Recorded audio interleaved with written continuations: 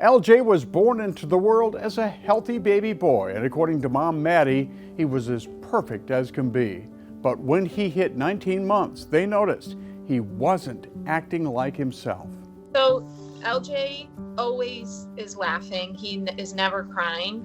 And that was one of our biggest things, is he wouldn't stop crying. For his first birthday, his theme was one happy dude, because he just was always happy. And so crying uncontrollably and not being able to tell me what was wrong. Once the urgent care doctors saw that, they said he needs blood work, he needs to go to the hospital. So they called ahead to Sparrow Emergency, and we walked right in. There was no waiting. We got blood work, and normal white cell count for someone his age is like between 5 and 14,000, and his was 279,000. Wow.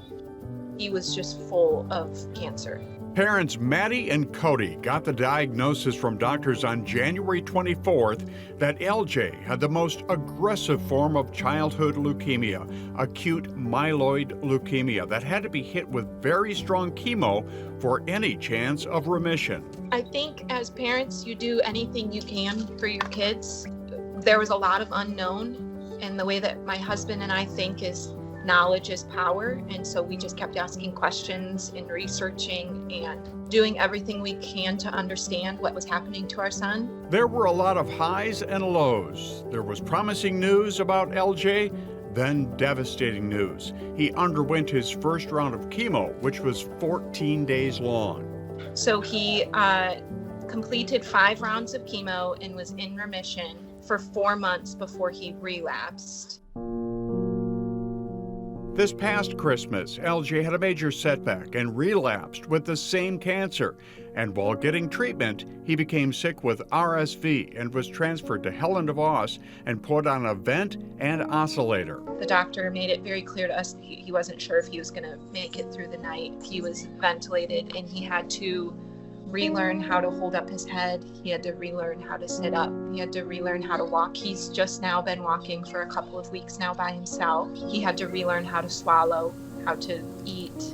LJ has received more than 71 x-rays, 13 CT scans, and numerous tests, procedures, surgeries, and most recently a bone marrow transplant. We are day +7 from his bone marrow transplant, where I was his bone marrow donor. He got transplanted my new cells into his body on the 14th of March. Wow, that's inspirational. And you have witnessed firsthand the incredible people that are helping not only LJ, but you as well, you and your husband and your daughter, get through this. I mean, the doctors, the nurses, the caregivers at Sparrow. Yeah, Sparrow kind of became like a second family for us. The nurses, they know your routines, they know what makes LJ happy, they know what can distract him during difficult procedures.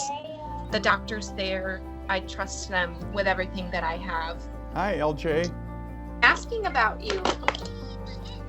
They want to know about you and how cool you are. Can you give me a big smile? Can you give him a big smile?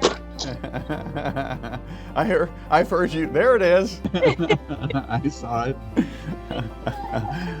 That's pretty good.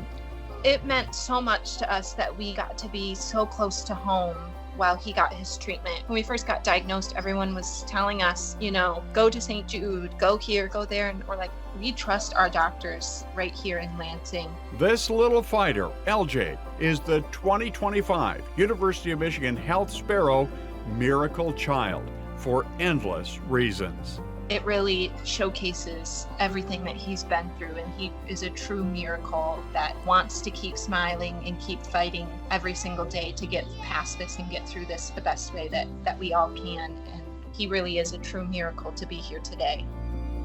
The production of this story is sponsored by Plumbers and Pipe Fitters Local 333.